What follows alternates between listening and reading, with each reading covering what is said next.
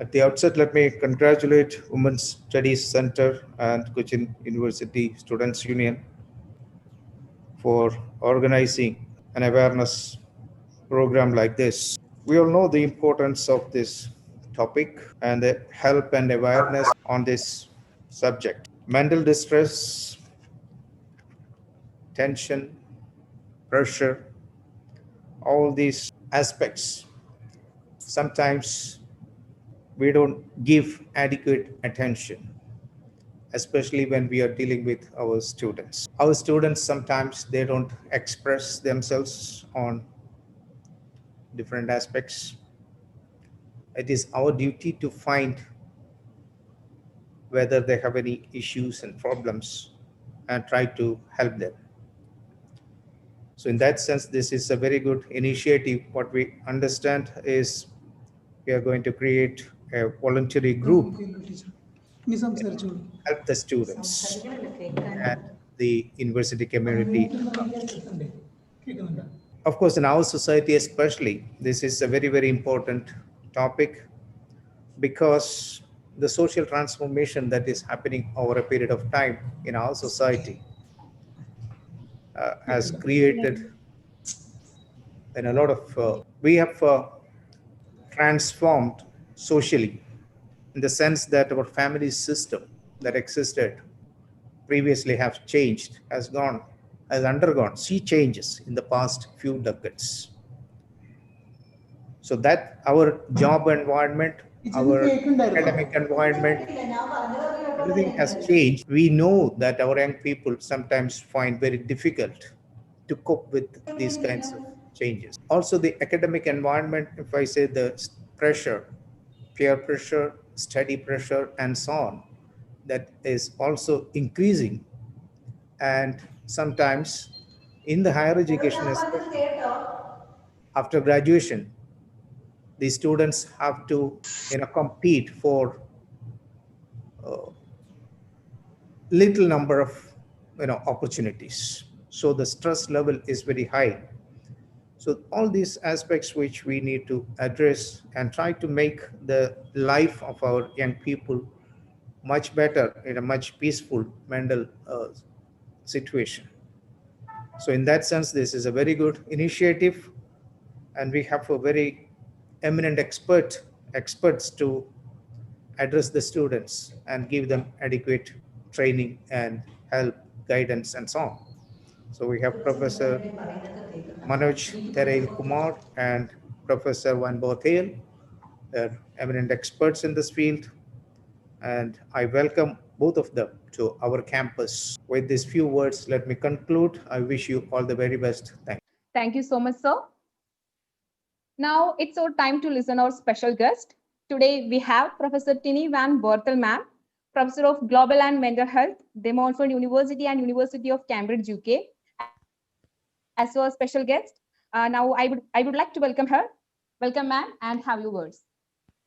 Thank you. Thank you very much. I'll try first to share my screen with you. Well, let me start by saying thank you so much. Thank you very much for inviting me to this very important event on this really important topic, as we have just heard. And a very special thank you to Vice Chancellor and also the Director of the Women's Institute for not only inviting me, but also hosting this.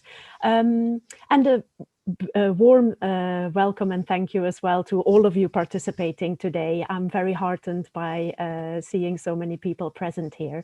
So yes, my name is Tine van Bortel. I'm Professor of Global Health and Wellbeing at De Montfort University, and I'm also Principal Investigator in Mental Health and Wellbeing at the University of Cambridge in the UK. I want to give you a very brief global contextualization to the keynote speech you will hear from Dr. Kumar, who will tell you in depth about the situation in India and Kerala more specifically, but also what you can do as change agents and what we can collectively do as well. So I'll give you a little bit of that global context and global contextualization around it. So suicide prevention. Suicide prevention sits within the field of global mental health, and global mental health is actually still a relatively new discipline on the global challenges scene. So this has been developing over the past 15 years in recognition of mental health, as we just heard in the introduction as well, of mental health being a major global challenge. Globally, and it's now part of the global priority areas, and there are also big opportunities where we can have a positive impact to address these global challenges when we work together at local level and at global level. And why is this such a big challenge globally?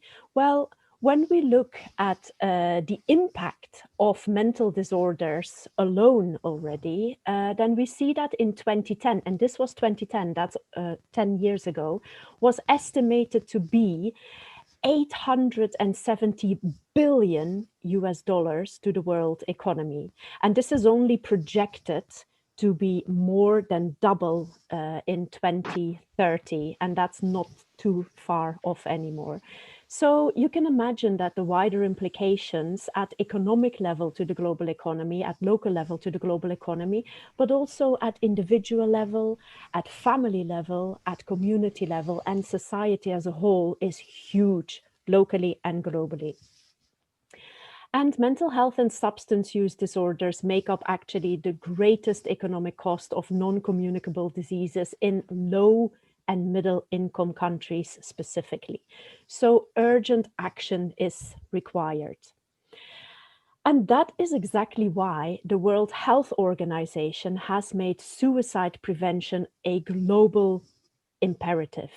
And why specifically suicide? Because suicide is a major public health issue globally as well as locally. And when we look at the statistics, when we look at the figures, we see that globally over 800,000 people die by suicide each year. And that equates to roughly every 40 seconds a person dying by suicide somewhere in the world. This is unimaginable. And yet most suicides are actually preventable. That's why the World Health Organization has brought out their first global report in 2014 on preventing suicide, a global imperative. And the three key aims in this report and of this action, global action, are to increase awareness of public health as a significant, to suicide as a significant public health issue globally, but also to make suicide prevention a higher priority on the global public health agenda, and also to encourage and to support countries to develop and to strengthen comprehensive suicide strategies in a multi-sectorial approach, because this is not something we can do alone. This requires really a multi-sectorial approach. And Dr. Kumar will say something more about this as well later on within the Kerala context.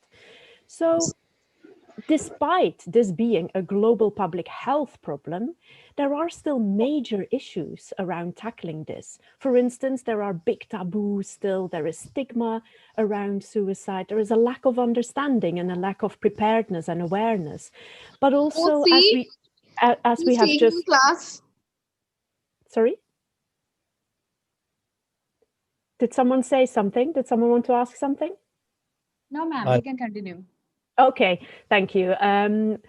So we see, as we saw in the introduction as well, that globalization, but also societal challenges, and more recently now the pandemic, have made these issues worse, and especially among young people. And we see that as well in the UK. We have a big coronavirus study running where we look at the mental health impacts of the coronavirus pandemic on adults as well as adolescents in the UK context. And we see consistently that thoughts around self-harm and thoughts around suicide are increasing, and specifically among the younger people. So as we have heard in the introduction, this is definitely a topic of grave concern and that we need to tackle collectively.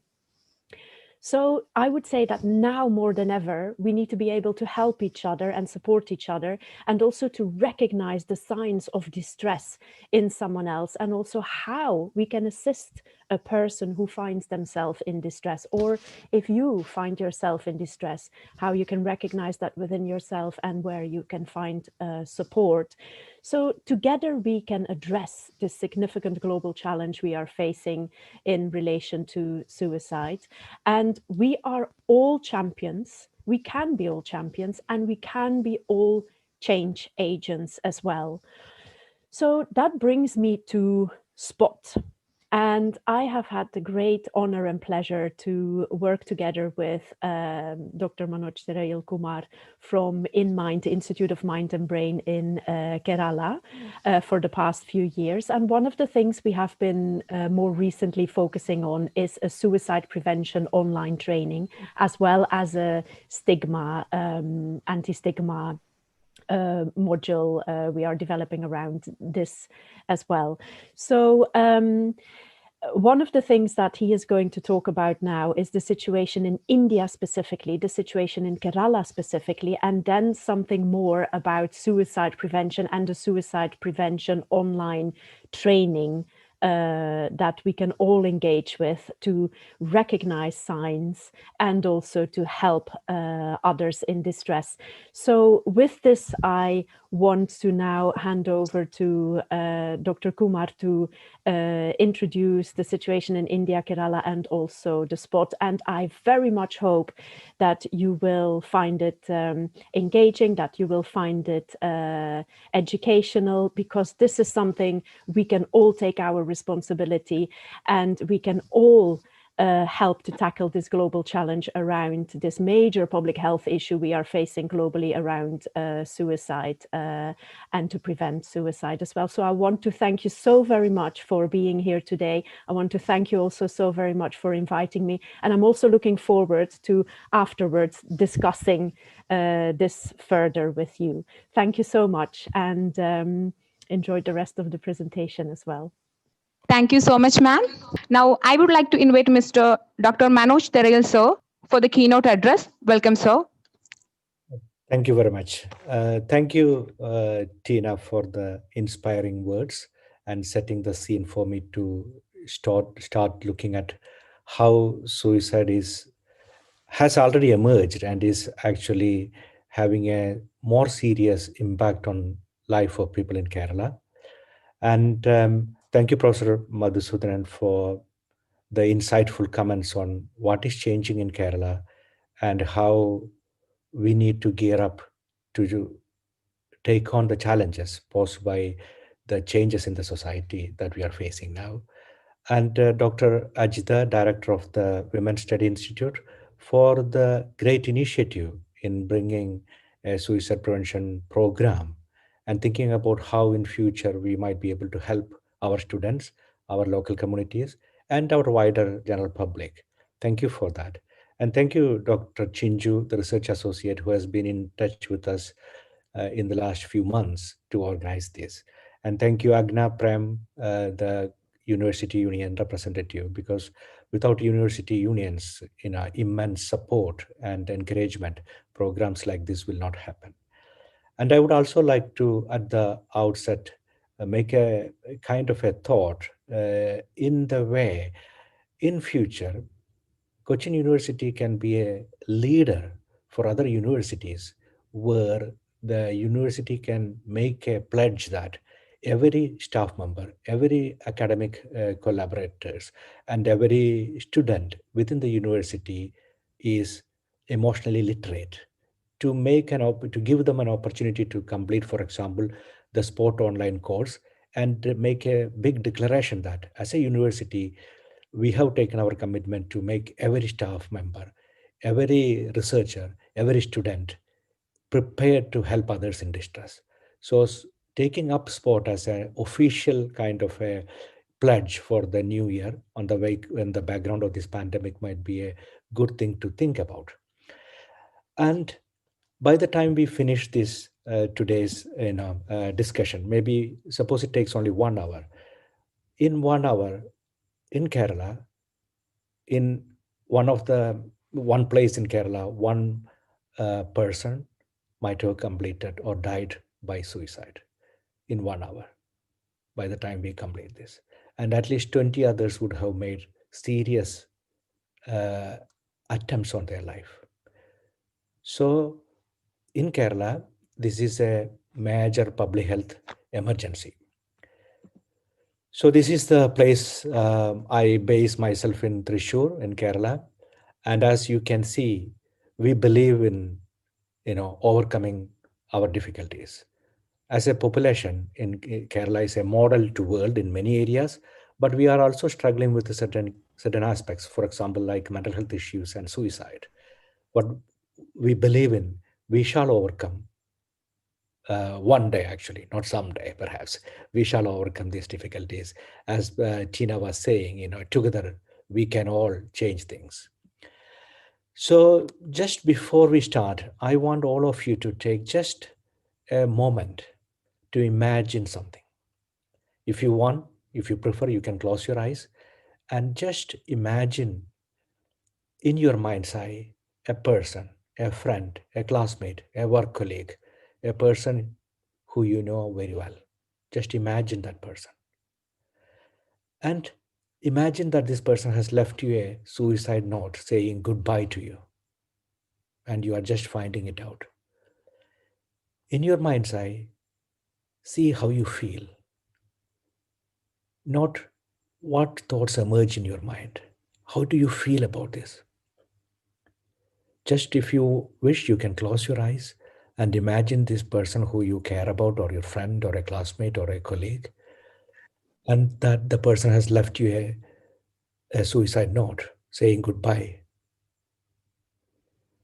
Now, open your eyes. I know it is most of the time when I do this, exercise with, with the groups, it's extremely painful to think about somebody we know has decided to end their life, or they have been forced to end their life. It's a very complex human act. It is extremely difficult for us to understand why that person has decided to do so, and what has led them to do so. And it is the pain, the pain we feel when you do this is enormous, thinking about that. But the person who is actually going through that decision of ending their life, that pain is enormous. That's most impossible for any other person to actually feel the gravity of that pain. And as we have seen, a moment of imagination is creating so much pain in us. But what about people who are living, relatives, friends, family, who has lost somebody through suicide? That is the severe and lifelong impact suicide have on others. And as Professor Tina has mentioned about the economic cost, I will come to that late, because we are not actually realizing how much impact each suicide is having on our economy. Suicides are rare, they are unpredictable, they are poorly understood, and stigma and shame is a big factor. There are big factors that limit our ability to openly discuss about these issues. So in India, in the data shows that around 2.3 lakhs of individuals die by suicide every year. 2.3 lakhs. We know that the national data on suicide is not very much reliable because it is through the Crime Records Bureau. So in our country, suicide data is actually compiled by police. It is not compiled by health department or mental health professionals or any sort of individuals who has been trained to understand or study suicide in the community, but it is through police data. But we also know that our suicide rate is, even though it is 10.6 per 1 lakh population, officially it might be many times that in reality. Being this event being organized by the Women's Institute, this is alarming that nearly 40% of all women who die in the world by suicide, 40% of all women who die in the suicide by suicide is from India. So India is the suicide capital of women suicide. Between states, we have a tenfold variation in suicide rate. But one of the most alarming for me and for the student community and for universities is this fact: the leading cause of death between age groups 15 and 39 in India is now suicide. The leading cause of death in the age group that the universities deal with is suicide, not cancer, not cardiac problems, not infections. It is suicide. And among all the suicides occur, two-thirds, 71% of all the suicide occur below the age of 44. So such a productive age group, so many years of human life lost through suicide. And when I say the economic cost to the society, I will come to that in a moment. So in Kerala, in 2019, around 9,000 people, 8,556 individuals, like me and you, like our friends, like our workmates, like our family members, 8,556 individuals died by suicide in 2019. The smallest panchayat in Kerala is Valabhattanam. It has got 8,000 population. So in 1 year, in Kerala, one small panchayat, a big village itself is disappearing. So for each completed suicide, there are around minimum 10 to 20 severe suicide attempts. So that takes the Kerala's severe suicide attempts to 1,60,000. 1,60,000 individuals attempting to end their life through severe methods, severe means, severe intent in 1 year. And for each suicide, at least, or severe suicide attempt, at least 10 to 20 individuals are affected. It might be family members, neighbors, colleagues, classmates. So around 16 lakh Keralites are affected directly and indirectly by suicide and severe suicide attempt. So 1 in 20 of us every year is really troubled by, affected by suicide and suicidal attempts, severe suicidal attempts every year. So these numbers tell us that suicide and suicidal attempts are a major public health, social health problem in Kerala. So the official rate, I said the official rate is contested in the sense that studies from Tamil Nadu, so studies from elsewhere has suggested 10 times the official rate is the real suicide rate. You can, even in Kerala, where the death reporting is considered to be excellent, we know that death reporting in many parts of the country, if there is a suicide in a rural area, that will not be classified as suicide. That will be reported to authorities as death. That is the way the death is reported. For in India, death registration needs the family reporting that a person has died, and one of the panchayat members, councillors, supporting that information that this person has died by natural cause or whatever cause it is. So because suicide is a very stigmatizing topic and a shameful event for in many communities, it is underreported. So whatever numbers we see in the research data from the NCRB data is unreliable.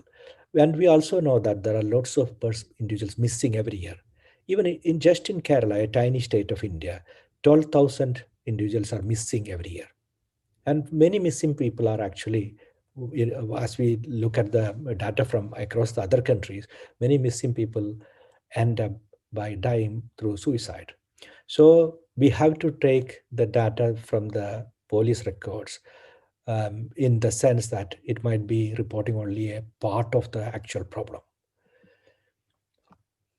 And when it comes to how much a life costs, we know that there are methods, however crude they are, or there are methods to calculate the price the society puts on one human life. For example, in America, they will put 10 million US dollars for each life. And you might have heard about courts actually giving compensation based on those kind of data. So in India, it has been calculated by through studies that at least each life is cost 15 million, international in Indian rupees. So if you look at the whole suicide that is happening, it is actually trillions of Indian rupees, and it is 100,000 times the health expenditure of this country in a year. So if we are preventing suicide as a society, each prevented suicide is actually saving the society huge sums of money. But in India, human life in its policy and politics and process, we don't give much of a serious thought to the human life, individual human life that is lost. So that is why suicide or mental health doesn't come to the top priority for our communities and our policymakers. So if you look at the suicide scene in Kerala from the last 30 years, it is around 8,000 individuals die by suicide every year. It hasn't much changed. There has been some fluctuations from 7,000 to some years 9,000. But you can see that Kerala has maintained its top position in the country for many years. We have data from 1960s. We have studied the data, except for few years where Andaman Nicobar Islands, where the alcohol consumption is the top in the country, or Sikkim, Manipur, and one time Tamil Nadu, top in the list of number of suicide rate in the country. Most of the years, Kerala has topped the list in the country, and Kerala's suicide rate has always remained almost 3 times, 2 to 3 times high. The black line you can see is the national suicide rate in the graph, black line. But the top red graph, you can see the Kerala suicide rate. So Kerala has always had a higher suicide rate, up to 3 times the national average, and Kerala has most of the years topped the national of the state list, except few years. So what is happening in Kerala? If you look at the studies, the NCRB study, what is causing suicide is mainly reported as family problems. Nearly half of the problem root causes within the family or reported as family problems. Illness comes to a 22%. Illness might be physical illness or mental illness. Addiction, financial trouble, you can see lots of things which are actually indicating the friction within society, expectations and reality. What are people expecting from their life? What is the reality in life? What is the pressure? That is Professor, our Vice Chancellor mentioned about the exam stress and failures, unemployment. There are lots of expectations and reality gap appearing in these problems as well. So you can see that mental illness as such is not the main reason for suicide. That's also one thing to note, and we will come to that point again. So within the illness category, which actually account for 25% of suicide in Kerala, mental illness is half of it is reported as mental illness. Cancer and paralysis, etc., are also major issues. Because Keralites, we live longer. Our life expectancy is longer. We have more cancers as well. So you can see that that issue in here as well. So who is who is dying by suicide? Is it in the media? Often it is depicted as the high earning professionals who are stressed. They are the people who are dying by suicide, but it isn't. Actually, the case is daily wage earners and unemployed, and those are the main categories of people who actually die by suicide. So you are starting to see within the social structure which class, who in the social ladder is actually suffering and dying by suicide. Daily wage earners, that is manual laborers mainly, unemployed individuals, they form bulk of our suicides. And if you look at another data is about looking at the income category, less than 1 lakh income in a year. That is the lowest, socioeconomically, poor position. 68, 2/3 of suicide occur in that, economic group. And 6 to 10 lakhs, which are, higher earning employees, it is 2.7%. So there is an overrepresentation of individuals of lower socioeconomic ladder position in the suicide group.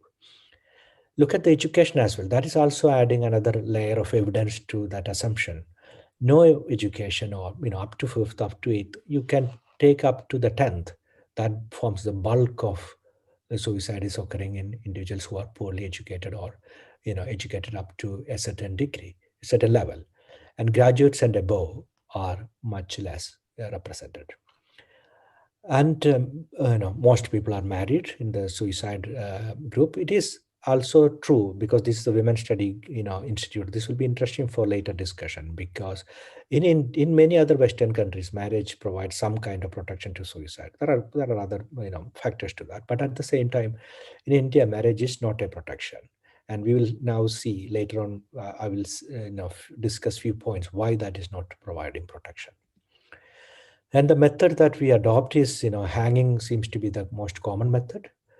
And because it is often easy to find a place to attach a rope or a lanyard or trees. So because the easy access, hanging continue to be the most common. And worldwide hanging is the most common method used to end one's life. Poison, especially insecticides in hilly districts of Kerala, is very much high. Drowning and self-immolation is, you can see that, self-immolation among female, 225 very high in that sense. So mainly hanging, poison, or poisoning by insecticides are the common methods. In let me see, Nashvia. Yeah. The methods vary across countries. You can imagine that in America, most suicide by firearms. America has a long-standing issue with the firearms licensing, which you might be aware of in the media discussions. America and Argentina have the commonest method adopted to die is firearm. In places like Hong Kong, Luxembourg, Malta with its steep rocks and the sea around it, jumping from height is the commonest method. And the South Koreans prefer poisoning with carbon monoxide, and poisoning with the drugs like paracetamol or other prescription drugs or illicit drugs seems to be very common method in Canada and Scandinavian countries and UK. But worldwide, there are three things that we need to think about: hanging, pesticide, and firearm. Why we need to think about that is any intervention, any prevention program at societal level, even at individual level, we need to be thinking about what are the methods by which a risk might be expressed. And gender issues.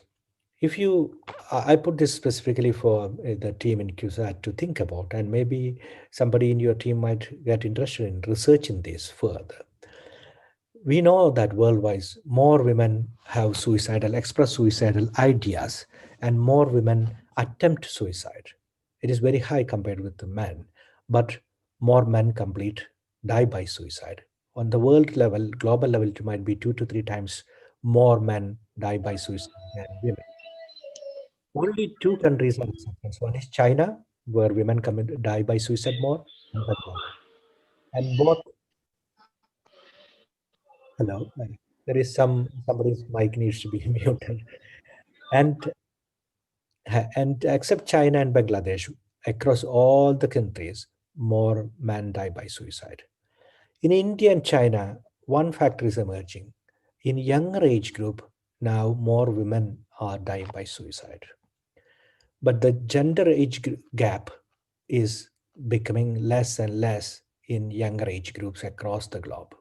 So if you take younger age group below 25, the traditionally previously seen gender gap, that is more men dying by suicide, is less often seen. The gap is closing. So more women or equal men and women are dying in younger age groups. And young female suicide, even 14 or below, is increasing in many countries. This is what I wanted to discuss about within the group later on for discussion, why perhaps marriage is less protective in countries like India because of the implications of arranged marriage, early marriage, young motherhood status, low social status for women, and domestic violence, economic lack of economic independence. All these factors. For Kerala, I might add one factor: more women are more educated. If you take the proportion of degree holders, university education, more women are educated.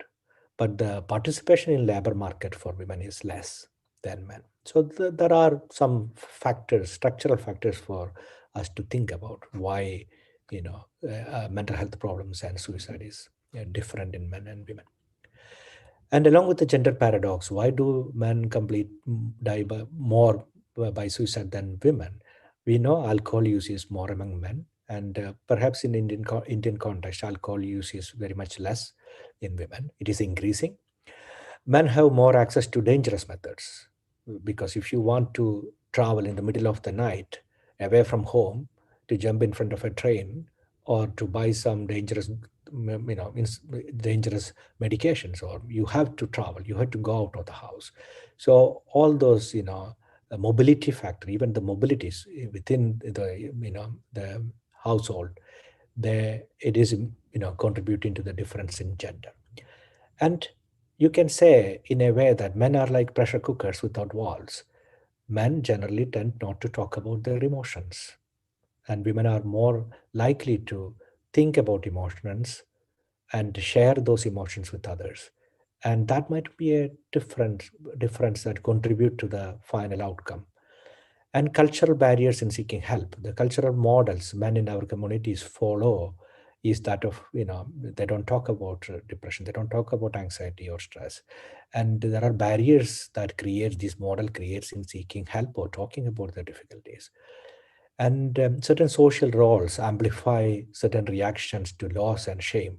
If men are supposed to, by the social structure, creates a story, the narrative is that men look after others, or men are the breadwinners, or men are the heroes, or whatever, then that creates the pressure to act in certain ways. When there is loss, I am responsible. When there is shame, I am responsible. So I need to protect the honor of the family, so that responsibility angle also is perhaps culturally determined, socially determined.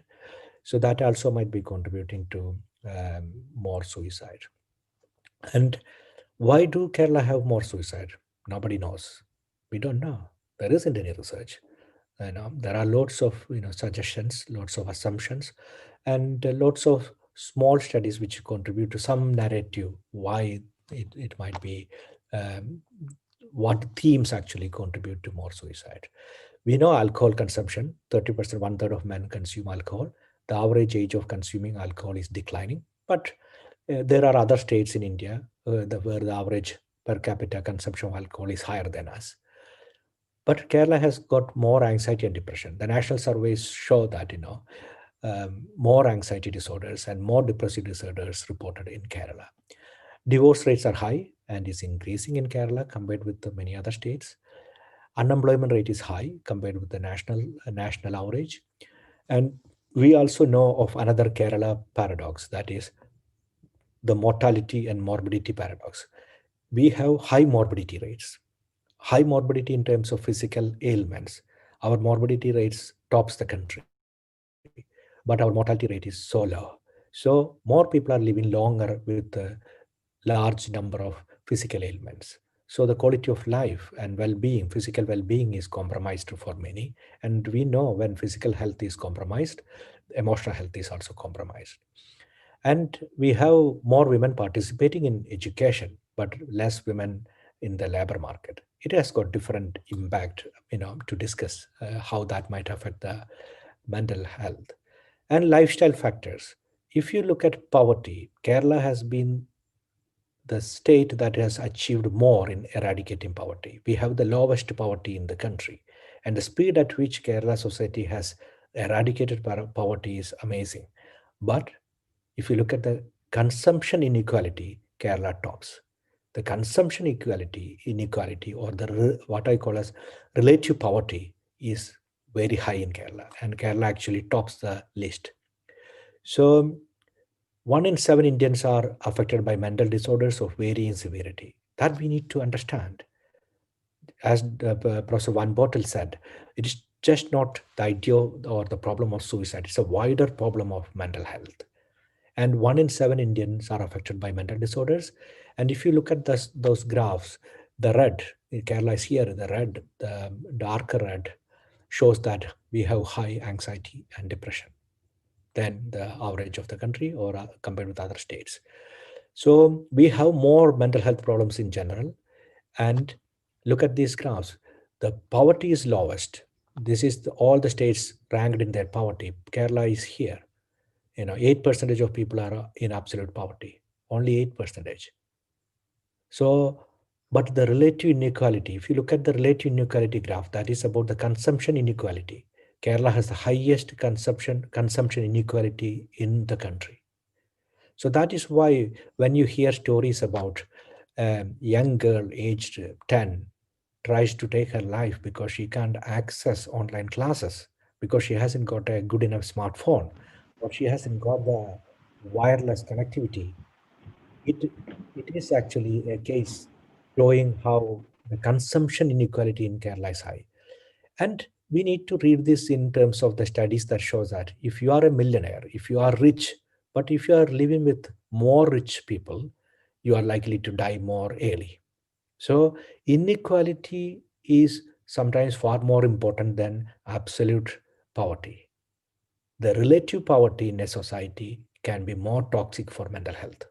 So if you are living in an area where there are so many rich people living around you, with all the material consumerist culture around you, the relative inequality can be very toxic to your mental health from your birth onwards in various stages of your life.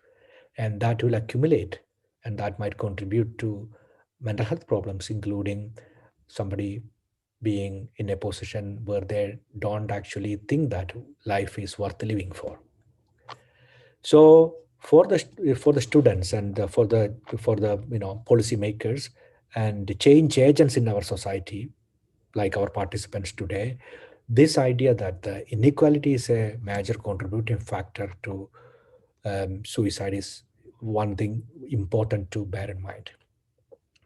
And when we take the young people and suicide, there are certain ideas that we need to actually think about.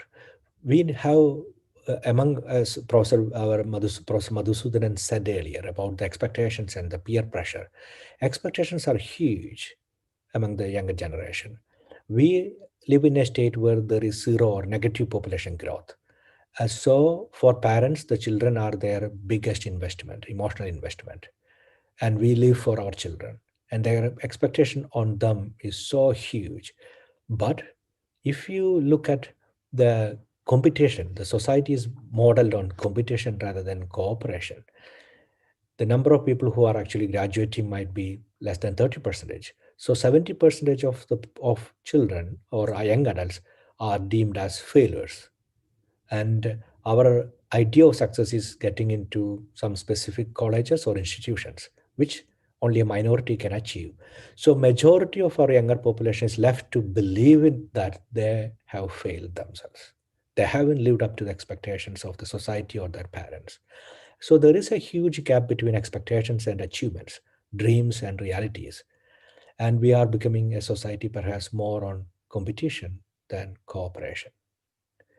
And at the time of COVID, we have seen that cooperation, that is the only thing that is going to help us, all of us, to succeed, to live and to succeed. So we are seeing that examples in front of us every day why cooperation is much more of a social need to survive than competition. But our education system, our jobs markets are based on competition. So that is leaving thousands of people as failed class. And you need to think about, are we a compassionate society? Are we compassionate about our fellow beings, or are we becoming more cynical about others? Even good things, are we becoming more cynical about even good things happening in our society? Are we actually being more full of contempt to others? And as young people, are we actually helping them to innovate themselves, to find solutions for themselves, to find a path for themselves, to give them freedom to select their journey? Or are we as a society giving them instructions of success? Or are we actually giving them pre-made destinies? And are we actually having a society that is integrated to its everybody else? Or are we alienating from everybody else, living in bubbles of our own bubbles? Are our children, are our young people grounded in the reality of human life around us? Or are we disconnected into ourselves and our media existence? So in many Western countries, the idea of younger suicide, young people, especially in women, more suicide and self-harm coming in relation to their how they perceive and use social media. The It is 12 hours. reality of one person's existence in relation to everybody else around them, rather than seeing themselves or in the social media, which is known as the curated self. You are living for others. So there are lots of themes that we need to discuss to understand why young people are perhaps dying more due to mental health problems. So in Kerala, in particularly, we know that there is the idea that we can achieve anything. There is the emancipation of the individual. We are free in some sense, in philosophical sense. We are more liberated politically. We are liberated socially. But at the same time, are we actually realizing that emancipation into our real life? And what happens to the competitive kind of educational system? How much is a failed class being created by that? And how much social mistrust is growing in our societies? How much we are losing sometimes the social cohesion? And what about the invisible toxicity of inequality in consumption, inequality which is the relative deprivation? So there are lots of themes and layers we need to examine to understand why Kerala has got higher suicide than other states. So in conclusion, what I would like to say is the rates of our suicide has been high, continue to be high. It is a major public health problem which we cannot avoid now. 1 in 5%, 1 in 20 of us are affected by direct or indirect consequences of suicide. And it is adding to the social and it is related to, it is derived from social and economic inequality within the society. And we as a society hasn't put enough resources to research, to study, to understand, to learn suicide and mental health problems in general. We do not have a robust mental health strategy. In many countries, even in UK, there is a minister for suicide prevention. In many countries, there are ministers and departments solely for mental health and suicide prevention, or well-being ministers. We need to think about new ways of actually leading our change policy and strategy for university unions and students to think about having a state youth suicide surveillance system. There are lots of things youth can actually think and organize and put pressure on the policymakers. So why did we come out with the sport suicide prevention online training? Because we believe that because suicide is actually rare and sometimes often unpredictable, and many a time the first attempters succeed. So if in the first attempt a person succeeds, there is no chance left for them to seek help because they have already lost their life. So we need to do something before people actually reach the point of attempting seriously on their life. And first expressions of this distress, this disenchantment with life, this death wish is expressed in the family context, with among friends and colleagues, not with healthcare providers, not with psychiatrists, not with psychologists, not with the mental health services, but within the family, friends, and colleagues. They come to know about these things for the first time. And we need to look at preparing them, that is, i.e., the general public, to identify and to offer the appropriate help at the right time. But that is about the emotional skills training. And in most of the suicide in India and Kerala are not due to severe mental illness. It is due to the what is known as the predicament. The life is coming to a limbo.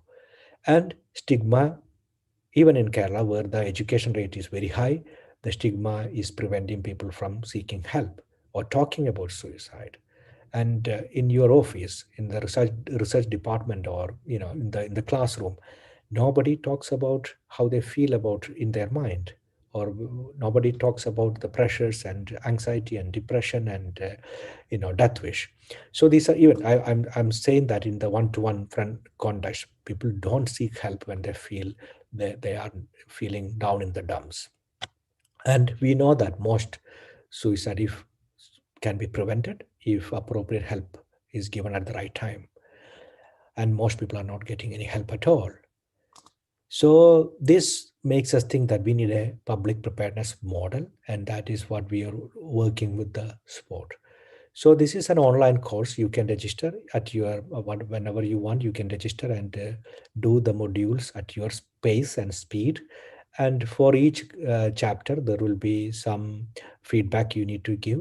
And at the end and at the start, there are some questions that you need to answer to understand your current perceptions, ideas, knowledge. And later on, towards the end of the course, you can redo this. And if you succeed in the percentage, the course has said, you will get a certificate signed by Institute of Mind and Cambridge. So that is just a starting point, is a starting point to think about and help others, thinking about helping others in distress. So it's a free course, and it might take up to 8 hours. And this is what I was at the beginning of this presentation I was talking about. Now, among all the universities in India, your university can actually lead to take the pledge that we can make every staff member, every student prepared to help fellow citizens in distress. And if they complete the course and get the certificate, we can do that. And the online course is free. Only thing is, sometimes some organization has suggested to us that they will give 1 day off, 1 day leave to finish the course. And they ask their staff members to do the course, produce the certificate, and they get in lieu 1 day off for completing the course. That is one big way of actually taking the responsibility as an organization to reduce the impact of mental health problems. Especially this is important at the time we are going through the pandemic. So there is a new 5S model. Myself and Tina, Professor Van Bortel has actually, created and developed. And that is a 5S model of suicide prevention for public preparedness.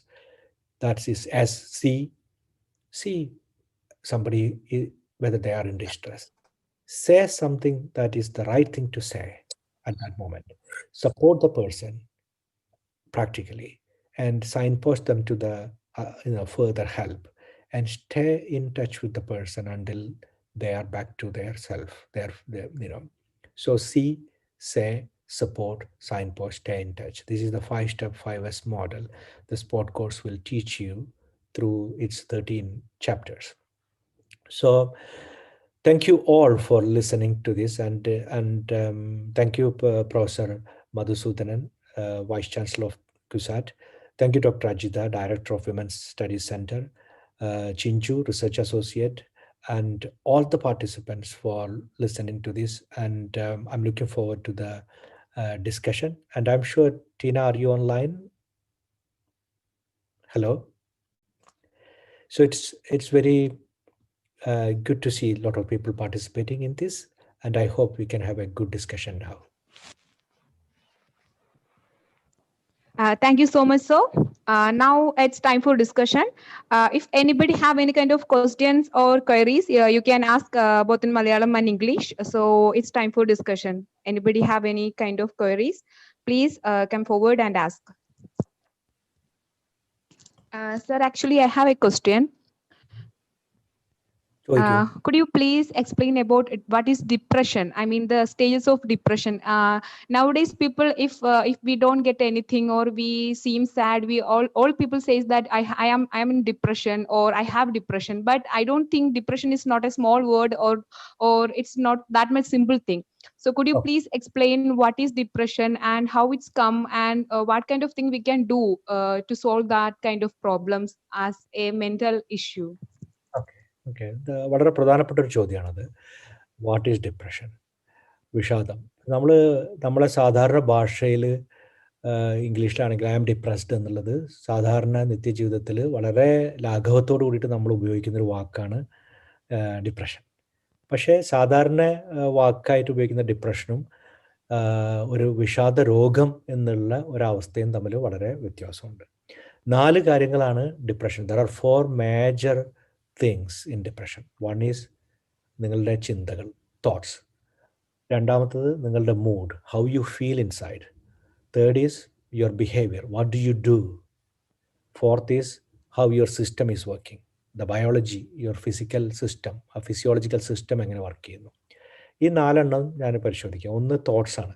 ഇപ്പോൾ depression ഉള്ള സമയത്ത് നമുക്ക് സ്ഥായിയായിട്ട് വരുന്ന ചിന്തകൾ എന്ന് പറഞ്ഞാൽ depressed ആയിട്ടുള്ള thoughts ഉണ്ടാവും, വളരെ നെഗറ്റീവായിട്ടുള്ള തോട്ട്സ് ഉണ്ടാവും, ഹെൽപ്ലെസ്നെസ് ഉണ്ടാവും, നിസ്സഹായാവസ്ഥ ഉണ്ടാവും, എന്നെക്കൊണ്ടൊന്നും പറ്റില്ല, ഞാനൊരു പരാജയമായിരുന്നു, ഞാനൊരു പരാജയമാണ്, ഞാനൊരു പരാജയമാവും, I failed, I am failing, I will fail. അപ്പോൾ പരാജയത്തെ സംബന്ധിച്ചുള്ള ഒരു ചിന്ത വരുന്നു, ഹെൽപ്ലെസ്നെസ്സിനെ കുറിച്ചുള്ളൊരു ചിന്ത വരുന്നു, അതുപോലെ ഗിൽറ്റ് ഒരുപാട് വരുന്നു, ഷെയിം ഒരുപാട് വരുന്നു. അപ്പോൾ കുറ്റബോധം വരും, നിരാശയുടെ കൂടെ തന്നെ നിസ്സഹായാവസ്ഥ വരും, പ്രതീക്ഷിക്കാനൊന്നുമില്ല എന്നുള്ള. അപ്പോൾ ഭാവിയെ സംബന്ധിച്ച് നമുക്ക് പ്രതീക്ഷിക്കാനൊന്നുമില്ല. ഇപ്പോൾ ജീവിക്കുന്ന കാലമാണെങ്കിൽ കടുത്ത അന്ധകാരമാണ്, കഴിഞ്ഞു പോയതൊക്കെ ദുരന്തം മാത്രമാണ്. അപ്പോൾ കാലത്തെ നമ്മൾ മുഴുവൻ കാണുന്നത് ഈ കറുത്ത കണ്ണടയിലൂടെ ആവുന്നു, നമ്മളെ ചിന്തകൾ അങ്ങ് മാറുന്നു. അപ്പോൾ തോട്ട്സിൽ ഒരുപാട് മാറ്റമുണ്ട്. അപ്പോൾ അത് എനിക്കിനി ജീവിച്ചിട്ട് കാര്യമില്ല എന്നുള്ളതിലേക്ക് എത്തുന്നു. അപ്പോൾ അത് സ്ഥായിയായിട്ടുണ്ടാവണം. ഇപ്പോൾ നമുക്കൊക്കെ തന്നെ ചില ദിവസം രാവിലെ എണീക്കുന്ന സമയത്ത് ഇന്നത്തെ കാര്യം ആലോചിക്കുമ്പോൾ ചില നിരാശയുള്ള ചിന്തകളൊക്കെ ഉണ്ടാകും. പക്ഷെ അതൊക്കെ ടെമ്പററി ആണ്, transient. We all have transient depressive ideas.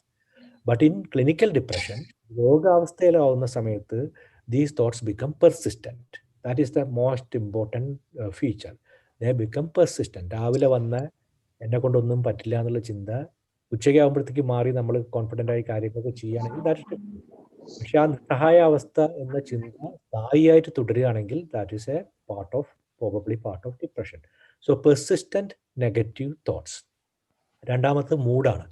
ഇപ്പോൾ മൂഡും നമ്മൾ മാറിക്കൊണ്ടിരിക്കും. ചില സമയത്ത് നമുക്ക് നിരാശയുണ്ടായിരിക്കും, ചില സമയത്ത് ആശങ്കയും ആകുലതയും വ്യാകുലതയും ഉത്കണ്ഠയും ഒക്കെ ഉണ്ടാവും. പക്ഷേ അതും മാറിക്കൊണ്ടിരിക്കും. പക്ഷേ പെർസിസ്റ്റൻ്റ് ആയിട്ട് നമുക്ക് ഒരു സ്ഥായിയായുള്ള വിഷാദഭാവം ഉണ്ടാവുകയാണ്. ഒന്നിനോടും നമുക്ക് റിയാക്ട് ചെയ്യാൻ പറ്റുന്നില്ല. ഫ്രണ്ട്സ് വിളിച്ചു, അപ്പോഴും അങ്ങനെ തന്നെ. വീട്ടുകാർ വിളിച്ചു, അവരെ അടുത്ത് വന്നിരുന്നു. നമ്മളുടെ ചുറ്റുപാടുകളുള്ള കാര്യങ്ങളോടൊന്നും ഇൻറ്ററാക്ട് ചെയ്തുകൊണ്ട് നമ്മളെ മൂഡ് ലിഫ്റ്റ് ചെയ്യാൻ നമുക്ക് പറ്റുന്നില്ല. സാധാരണഗതിയിൽ നമ്മളൊരു പാട്ട് കേട്ടു, when you are listening to a music, when you are watching something, when you are interacting with your loved ones, when you are actually interacting with the nature outside, your mood lifts, you feel better. That is normal. But even in those situations, you feel sad. That is clinical depression. So there is no reactivity. Nothing is changing the way you are feeling inside. You feel dead inside. You feel sad inside. You feel horribly anxious inside. So that is a change in mood. So thoughts become persistently negative, mood become pathologically negative and persistently negative and pervasively negative. And then behavior changes. When we are depressed, we don't want to interact with others. We withdraw into ourselves. We close the doors. We try to sleep, or we might be in bed, we might not be asleep. So there is a behavioral change that is withdrawal. And if you watch somebody with depression walking, they walk with the shoulders drooping, looking down. So there is a lot of changes in the way we actually withdraw from others, in our behaviors. And some people might drink more, some people might smoke more, some people might eat more, some people might not eat. So there are lots of behavioral changes to deal with the expressions of depression. And then what does the system do? System is slowing down, or it can, in a minority, it can be activated when there is agitated depression, where depression comes with a lot of increase in activity as well, restlessness, anxiety as well. But generally speaking, you will not be sleeping, and your sleep will have a characteristic like, you will get up early in the morning.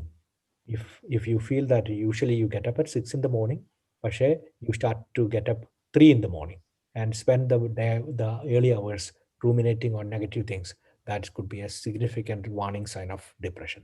So your sleep is affected, your appetite, രുചി പോയി, ഊണിനാശ കുറഞ്ഞു എന്നല്ലേ പറയാ, അല്ലേ? നിദ്ര നിശയെങ്കിൽ പോലും ഇല്ലാതായി, ഊണിനാശ കുറഞ്ഞു. അപ്പോൾ ഭക്ഷണത്തോട് താല്പര്യമില്ല, ഉറക്കമില്ലാതെയായി, നമ്മളെ സിസ്റ്റം സ്ലോ ഡൗൺ ചെയ്യാൻ തുടങ്ങി. ഇപ്പോൾ സാധാരണഗതിയിലുള്ള ലൈംഗികവും മറ്റൊക്കെ ആയുള്ള റൊമാൻറ്റിക് ആയുള്ള ഇൻട്രസ്റ്റുകളൊക്കെ പോകുന്നു. അങ്ങനെ സിസ്റ്റത്തിനകത്ത് മൊത്തത്തിൽ ഒരു ഡിപ്രസ്ഡ് ആയുള്ള ഒരു സ്റ്റേറ്റ് വരുന്നു. അപ്പോൾ തോട്ട്സ് പെർസിസ്റ്റൻ്റ് ആയിട്ട് നെഗറ്റീവ് ആവുന്നു, മൂഡ് പെർസിസ്റ്റൻ്റ് ആയിട്ട് സാഡ്നെസ് പെർവേസീവായിട്ട് മാറുന്നു, ബിഹേവിയറിൽ ഒരുപാട് വിഡ്രോവൽ വരുന്നു, ബയോളജിക്കൽ സിസ്റ്റം സ്ലോ ഡൗൺ ചെയ്യുന്നു. അതോടൊപ്പം തന്നെ സ്ലീപ്പും അപ്പറ്റൈറ്റും ability to focus, these are the fundamental things on ability to concentrate, all this is gone. So that is different from the day-to-day, momentary, temporary, transient mood changes we all go through. We all have mood changes in a day, but this is a mood change in a particular direction with its impact and effect and manifestations in all major aspects of mental well-being, mental life. So that is depression. And depression, as you asked, is a significant contributor to suicide worldwide. So detecting depression early is one of the preventive strategies adopted worldwide. Detect depression early, help the person. That is one strategy at an individual level. I hope that answered your question. Yes, sir. Thank you so much, sir. So can I ask one question? Sure, sir. Sure. As Students Union and students, how are you going to deal with the mental well-being of your community?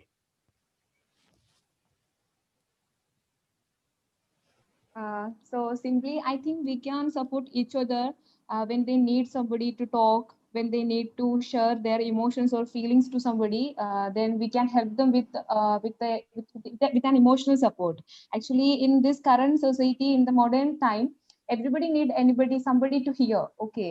So I think when someone feels really lonely or they feel like they want to talk to someone, they need to share their feelings or emotions or their loneliness to someone, then listen them without judgment. Okay, when somebody is ready to listen us without judging us, judging what we are doing or what we are thinking, that was really, really helpful.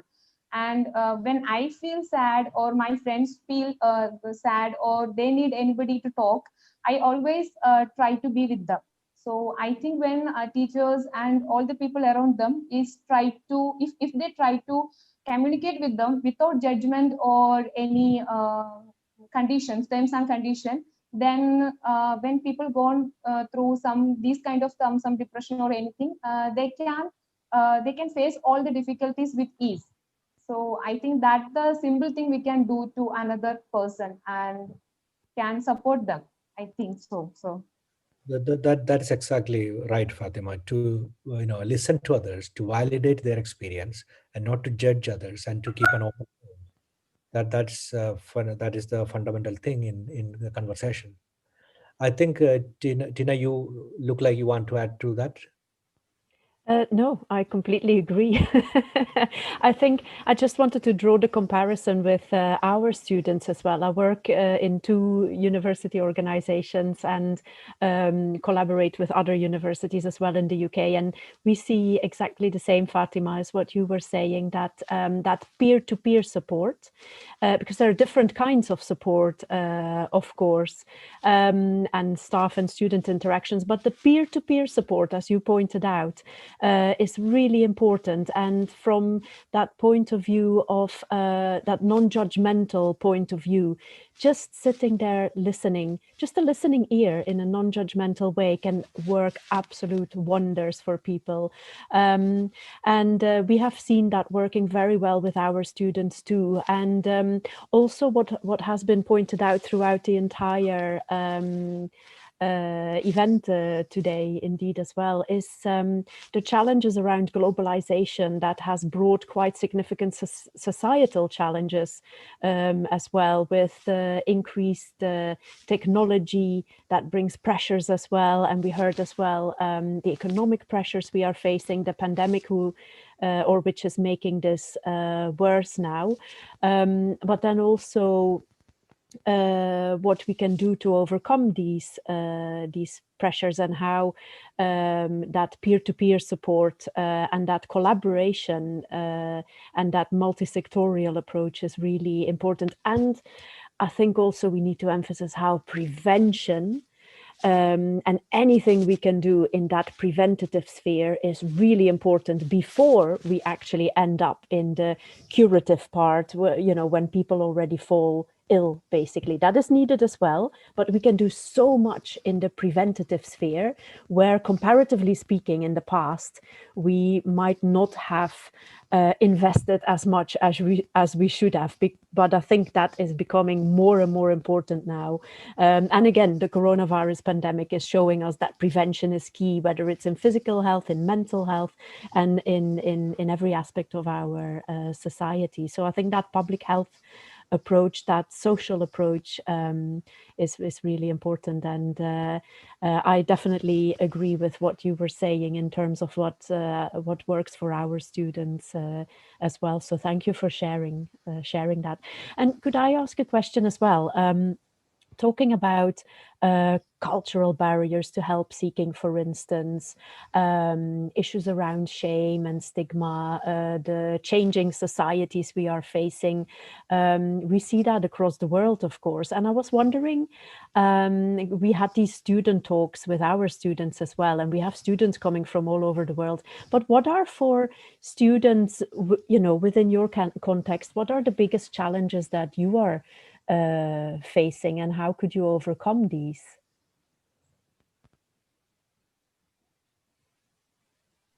I don't get you, ma'am. Could you please ask once again?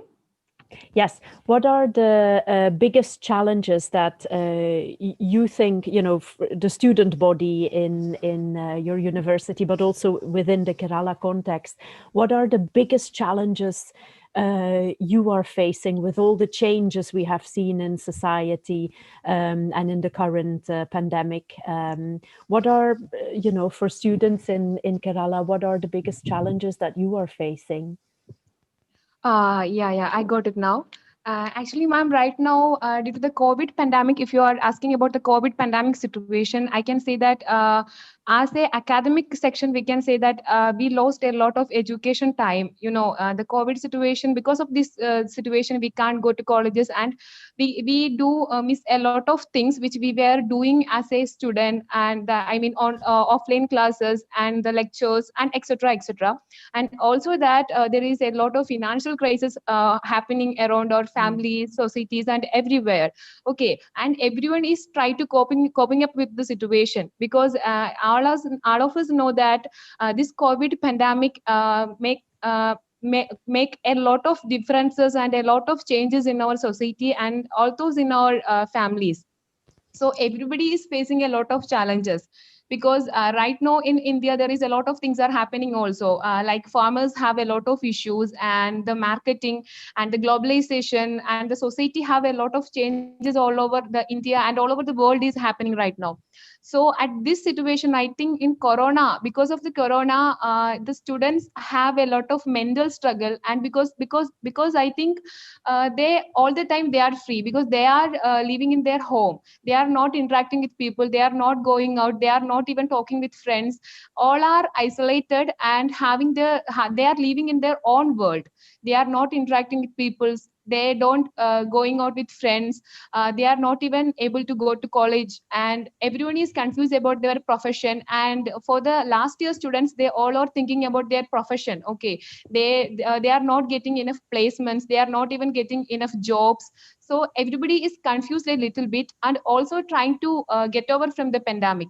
And also I can say that in Kerala, the youth is more educated. Okay, literacy level is really high here.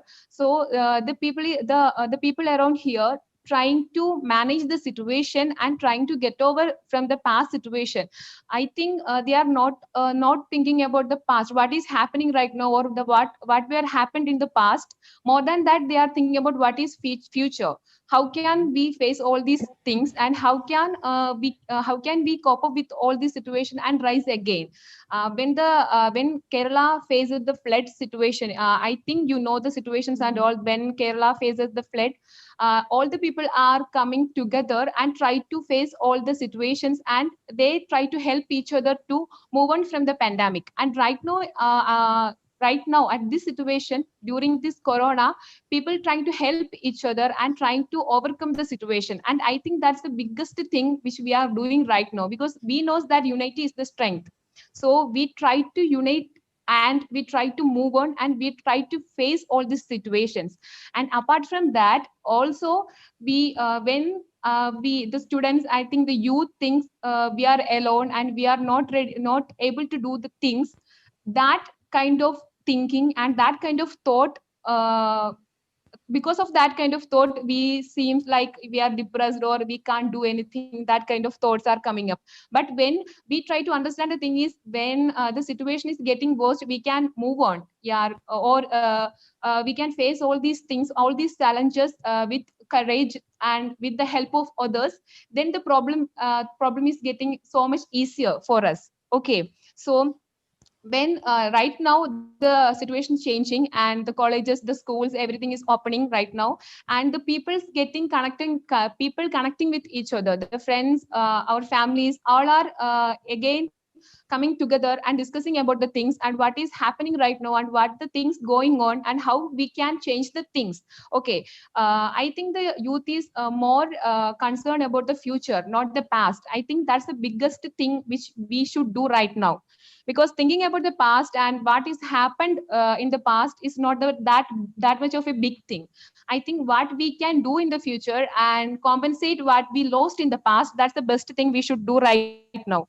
And the youth is trying to do the same, I think so, because I discussed all these things with my friends, and they all are saying that, okay, what was gone, that was gone. The time, the money and the things which we can do on that past, the time is gone. Okay, we can't do anything about that. We can take back the time and do anything, that's impossible. So the one thing we can do right now is think about the future, think about the present, and do more things in the short times of time. So I think that's personally, I think right now that. That's exactly the social optimism, Fatima, about the social force and social optimism that actually keeps us going. That's fantastic. But at the same time, there will be a small proportion of people, percentage of individuals who might find it hard to get that optimism in their life. That is where the cracks in our social cohesion network happens, and that is where 174 young people below 18 died of suicide during the last 1 year, no, 10 months or so. 174 young people died of suicide in during the lockdown, the pandemic. So in general, what Fatima said is, in terms of keeping the optimism, keep looking to the brighter future, trying to gather our strength to deal with tomorrow. That's fantastic. But when we are as an organization or an institution thinking, we need to think about people who might find it extremely, because they are already tired to pull them to the optimist to reach the optimistic road. They are already tired, they are already injured from lots of inequality, lots of difficulties. That also we need to see. And I have got another question here that has come through. Recurring suicide thoughts in someone who has no major problems, is it connected with the depression? um, when somebody has recurring suicide thoughts, we can't say that they haven't got any major problem. If you have recurrent, somebody has recurrent suicide problem, they do have major problems, but the outside world may not see major problem. Yeah. So you might see that a person is functioning otherwise okay, but in between they have recurring suicide thoughts. Or this can happen without depression. Yes, recurring suicide thoughts can happen without depression at all. And this is probably related to the individuals, the core self of the individual. What you may understand as personality. It is the way a person understands themselves, they interact with the outside world, and also reciprocate with the outside world. So that is what is known as the personality, the core inside, the person's core inside, which is actually making sense of themselves, who they are, and also making sense of relationship with the outside world. That is known as the function of that, is the core of that is the personality of the person. So if for example, if somebody had a very bad childhood where they were always felt that they were worthless, they were always ridiculed, they were always belittled, they were always called names for their body shape or how they look or how their skin color or whatever it is. If somebody has been always been emotionally or physically or sexually assaulted or bullied or abused in childhood, for example, any of those traumatic events might make that person gradually believe that they are worthless. They are not worth. They are, they are not worth of others' love. They are not worth. They are defective. All these kind of strong cognitive, what is known as the cognitive schema, that is the overarching thinking style of the person, because that comes from their childhood experience. In the childhood they have made to feel that they are worthless. Okay, and that might remain in their life. They might compensate by studying, doing degrees and everything, to look good for the outside world, but inside they might have a very difficult inside, where they always are sensitive to any rejection, sensitive to any frustration, sensitive to any stress. So you might see this person as having no major problem from the outside point of view, but whenever stress comes, whenever rejection comes, imagined or real, they go back into their original childhood feeling state. I am worthless, and that makes them, life is not worth, and that make them suicidal.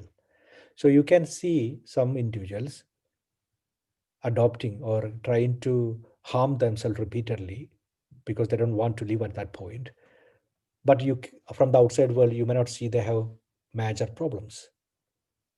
So you might need to understand what is going inside them from their, how their childhood was, how they have managed their teen years, how they are now. So yes, the answer to the question is yes. Recurring suicide thoughts can happen in somebody who looks normal to the outside world. So it looks like there are no more questions coming on the chat box. Anybody want to shout any other? There is another question, so from Shijil Muhammad.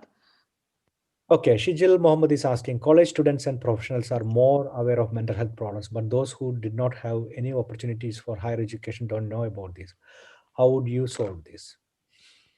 So the context is, within educational sector and professionals, individuals are aware of mental health problems to some extent. To some extent, if you look at even the medical doctors who are not into mental health, their awareness of mental health problems and the ability to identify mental health problems is worldwide very poor. Worldwide very poor. So we have to account that, but probably more than others, the like who has had no opportunities for education.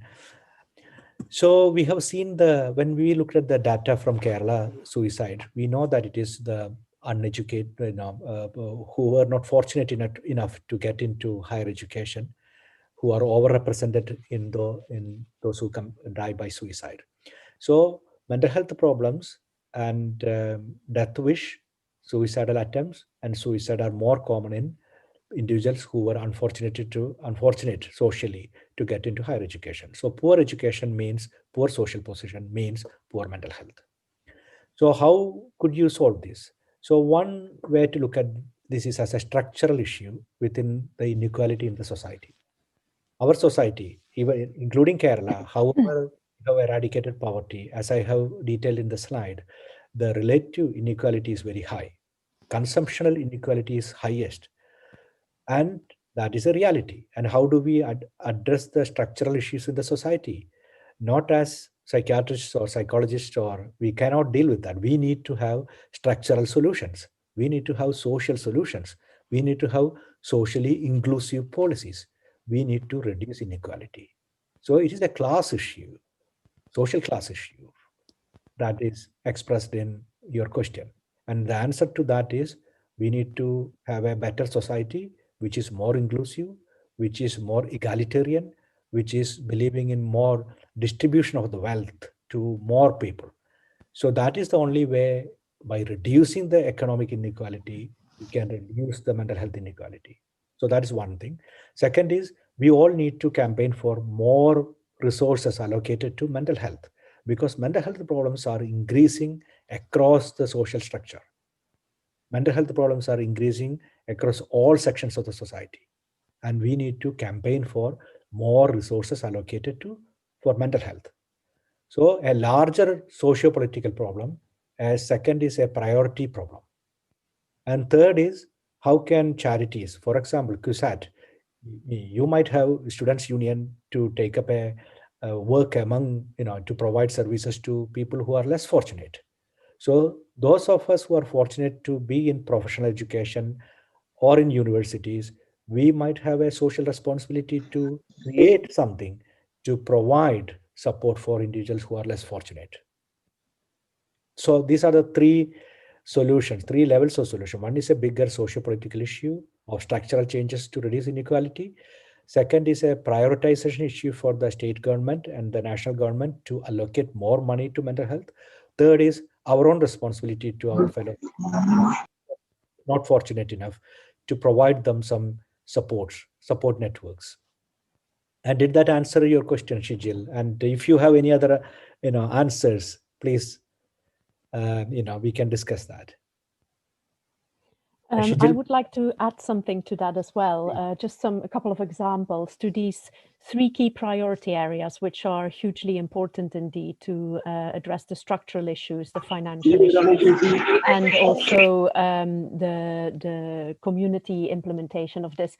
For people who haven't been to higher education, for instance, there are really good examples, not only from UK research, but also recently from, there is a paper that now has come out, I can circulate it actually if it's of interest, from one of our colleagues, Atif Rahman, and colleagues who work in Pakistan. And they have published around their school interventions. The primary school interventions, but also secondary school interventions, mental health programs. And there are also some really good examples of, for instance, midwives, community midwives, who will visit pregnant mothers, for instance, and who, if they are trained in basic mental health literacy, they can pass that on to the mothers as well. So there are, in the existing systems that we have, whether it's primary schooling, whether it's secondary schooling, whether it's community structures that are already there, whether it's public health midwives, ASHA workers, etc.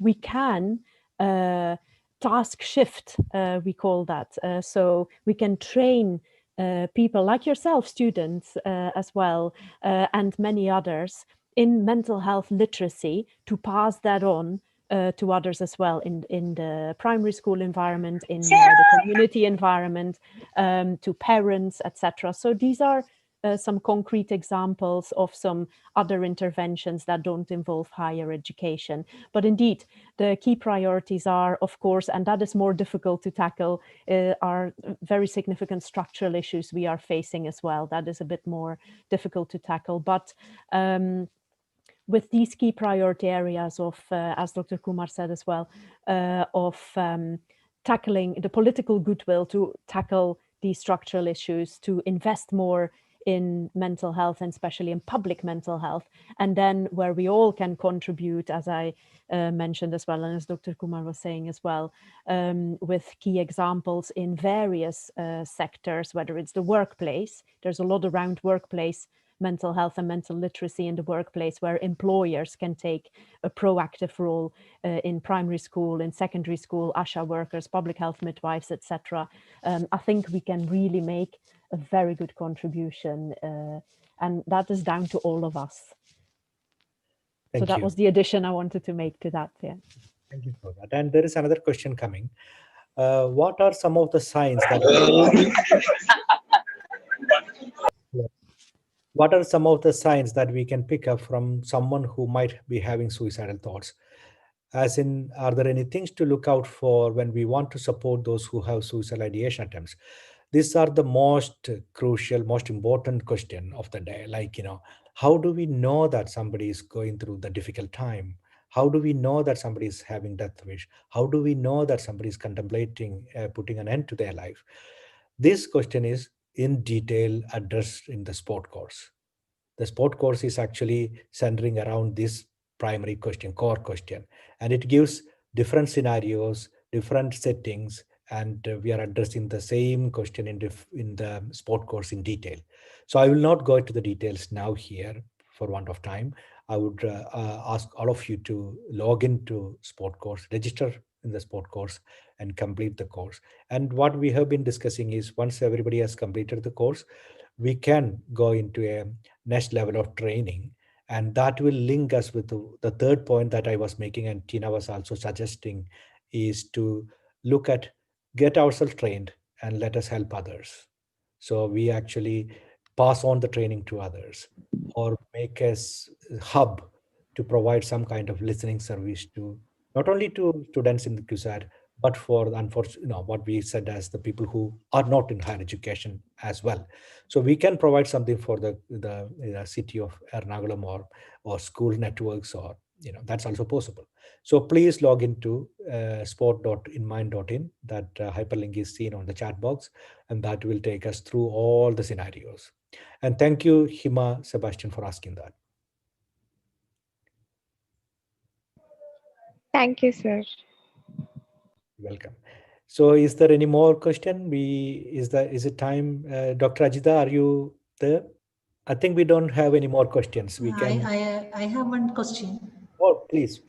By all means. How can we observe that one student is having depression? How can we help the student? If we feel that he or she is depressed, what's the first step to be taken? So, if from the peer or teacher point of view, of colleague point of view, somebody is depressed, we covered the major signs and symptoms of what is depression. So once we suspect somebody is depressed, the first step is to establish a contact, engage with the person. So this engagement is about trying to understand the person, have a genuine interest in the person. That is the word I will use repeatedly: genuine interest in the person. Not because he is a colleague, you are managing him, or you are the professor and he is under you, but a genuine interest in the person, to understand the predicament, the difficulty the person is having. So if we can actually open a genuine conversation based on our genuine interest. So first thing is engage with the person, listen to the person. As Fatima has also highlighted before, without judgment, listen to the person. Ask questions. You have to ask questions to understand more, because in our society, because of stigma, people are unlikely to open up immediately. So you might need to do it in a face to face. You first show an interest, the person get trust in you, they know that you are reliable, they can tell everything to you. So you have to create that kind of a situation where they are able to talk to you. So engage with the person, listen to the person, validate the experience, their experience. Never try to reassure them immediately. Oh, this is not a problem. Oh, you can solve that. You are too good for that. You are strong. That doesn't help. When you say that, they might feel more, oh, I should be strong. I should not be talking about this. And others don't want me to talk about that. So facilitate the open discussion by accepting that we all have problems. Life comes with problems. We all have different levels of problems. We are not all perfect. So let us talk about your difficulty, and let us listen to that and validate that experience, and then ask the person, what would they like to achieve, what would they like to do. So that is guiding the person to find their strength, guide the person to find it themselves. We are not telling them, oh, you are a beautiful singer, do that more. We are not asking them. We are asking them to find it themselves. So we are acting as facilitators, as a holding a mirror to them, to allow them to see their own strength and focus on that part. And after doing this kind of interaction, you might need to think about two things. Is the depression sufficiently severe enough for you to worry about their safety? Okay, if you think that this person is at serious risk because depression is so dense, so severe that this person might think of taking their life, then you have to act immediately. You might need to take consent and talk to their family, or take consent and talk to their doctor, or encourage them to see a mental health professional, because you think that the depression has gone to a severe level where they might be at risk to themselves. That is one thing to think about. Second thing is, in some proportion of depressed individuals, they might start to believe in things that are not real. They might hear things that are not real. They might believe that everybody is against them. So that is depression going at another level. then the person's ability to think for themselves, do the right things for themselves is compromised because their mind is not working rationally. So in that situation also, you need to do the step I mentioned above, like bring the family, bring the carers, bring the loved ones, and after taking consent, make sure that they get help. So if the depression is so severe, your immediate role is to hold the person and signpost them to the services and make sure that you are supporting them through that. But in majority of cases, situations, it is about engaging with the person, genuine curiosity, unconditional regard. That's extremely important. The person should feel that they can talk, they are respected, they are listened to, they are not judged, they are not prematurely reassured. So that kind of conversation has to happen. And then keep in touch. Keep in touch, because that's the most fundamental thing that makes the other person believe that at least this person, has a genuine interest in me. So before they do something, because things can change, before they decide that life is not worth living, they might at least contact you because they believe that here is one person who has shown genuine interest in me, unconditional regard to me, who respects my problems, and they will come to you. So that is what I would. Thank you. Thank you. Thanks, sir. Thank you. And to add something to that, from this is from our context, from our experience within our university, we have created, or we are in the midst of creating, a well-being hub. We call it well-being because it's wider than only mental health. It has all aspects of health included in it, and well-being also has a different ring to it. It takes away the potential stigma that's attached to the word mental health, which can create a barrier in itself. And there are additional resources for students, but also staff around their overall health, including mental health. And we have a scheme, a body scheme, which is actually what I think Fatima was talking about earlier on, which is already informally, I think, within the student organization working. But we have formally trained student champions who are trained in mental health literacy, and some others also who can act as buddies. So that's the peer support. So if someone, if for instance yourself, if a staff member has identified that there might be potentially someone is struggling with their mental health, and if you have established, for instance, that it is not majorly severe, but that they can do with some extra support. And we have these peer support student buddies, basically, who are there to keep a special eye out. So it's a special friend, if you like, to keep a special eye out and to help with some of the routine day-to-day things, or to have give a listening ear in that non-judgmental way. And sometimes, as I mentioned earlier on, if it comes from a person from the own age group, that can sometimes be more powerful than from someone from, a staff member, for instance. We have at least experienced within our university. So that's one of the interventions, because as we said, it's worldwide an increasing issue amongst younger people particularly, and we have seen that as well, an increase in mental health problems and general challenges to young people's lives. So this is one of the interventions as part of our well-being hub that we are implementing now as well, that I wanted to share with you. Thanks, Tina. Thank you. Thank you. And there is another question. Thank you. Thank you. There is another question coming here. Can I read that? Is there any qualification needed to be a supporter for a depressed person? And it is Sharanya Shashi. And some people know a person is having depression, but still they are refusing to help or ignoring it. If a family member, friend, or workmate or peer person is depressed, there is no official qualification needed. Qualification is being kind, compassionate, and genuine. These are the three qualifications we all need to have to help somebody, in distress. Be kind to yourself and to others. Be genuinely interested in the other person. And also, the third part of the question is about, it can be really taxing for the individual to support somebody else.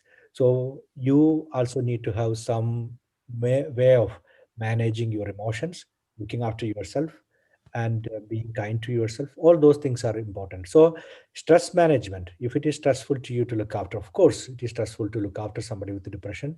We need to, the person who is the carer, the person who is offering the support, need to look at stress management, need to look at self-compassion, need to look at looking after themselves. Yes, these are important things.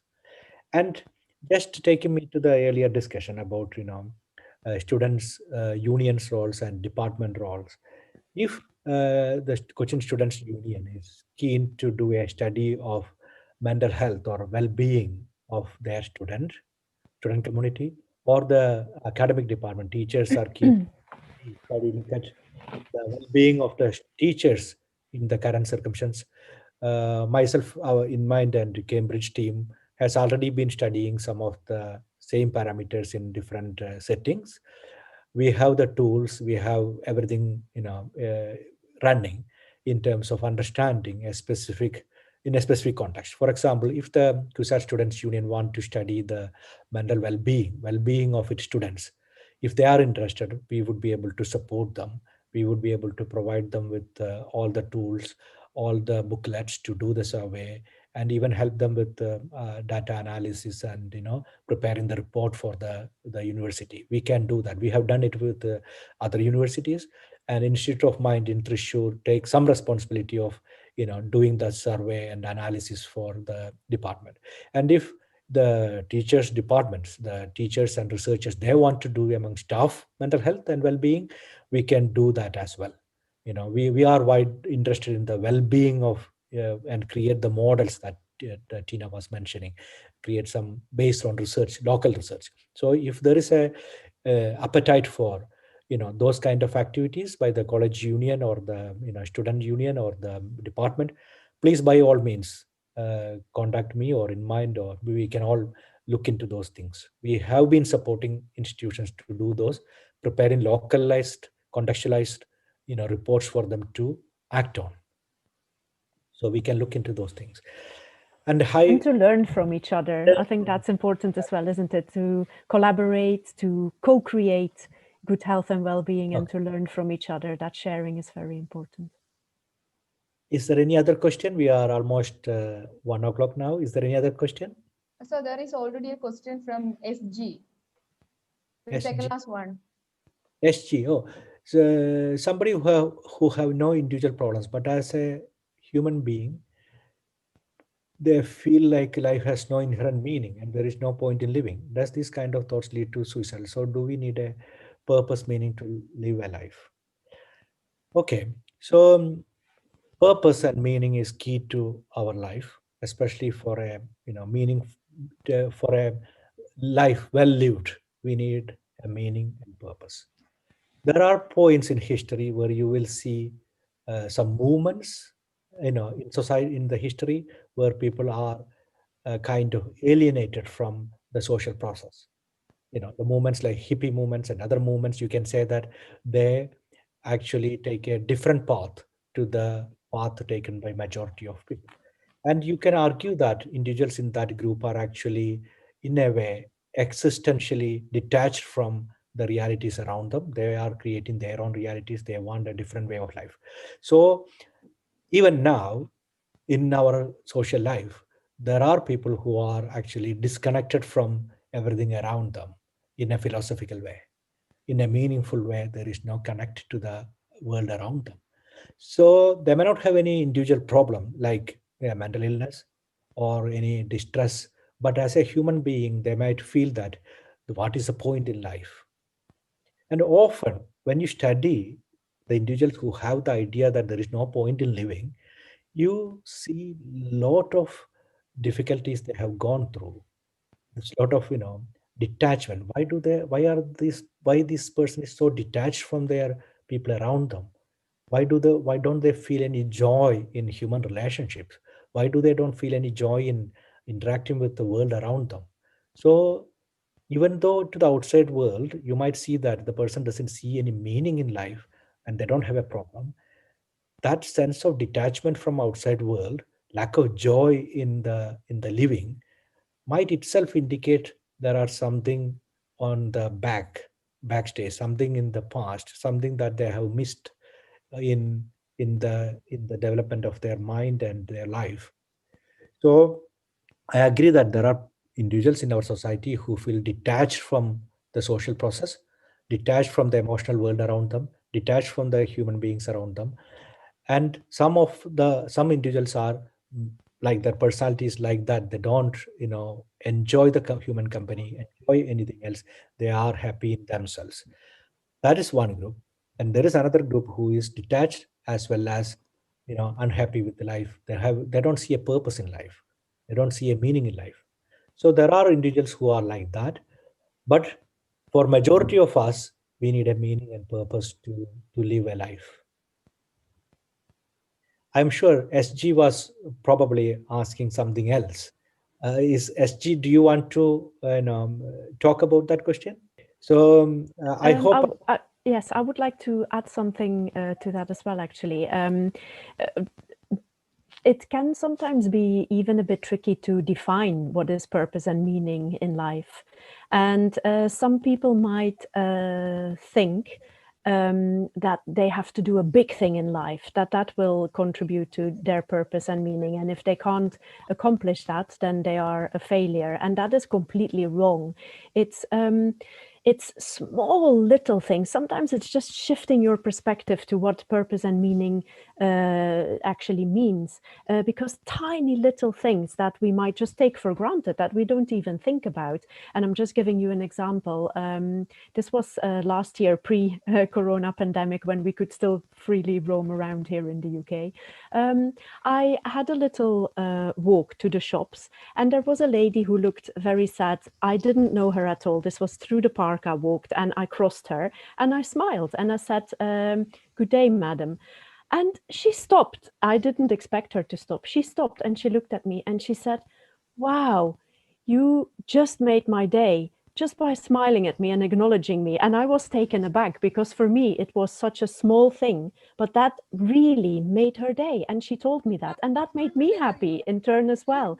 And it's these tiny little things that you might think don't mean perhaps very much, that can actually mean a lot to someone else at that moment in time, and that gives meaning and purpose to your life and to their life. And it's sometimes little things like that, just a listening ear to someone, just a smile and saying hello, just being there. You don't even have to do anything, your presence, helping someone, my elderly neighbor, for instance, who can't do any shopping anymore, just helping, dropping a bag of shopping, that is profoundly meaningful and purposeful. And it's tiny little things like that. You don't have to be accomplishing goodness knows what, because sometimes people think I need to accomplish goodness knows what to give my life meaning and purpose. But that is actually in a way of thinking that can paralyze you. And it's the small little things that make your life meaningful and purposeful. And if we just shift that perspective and zoom into these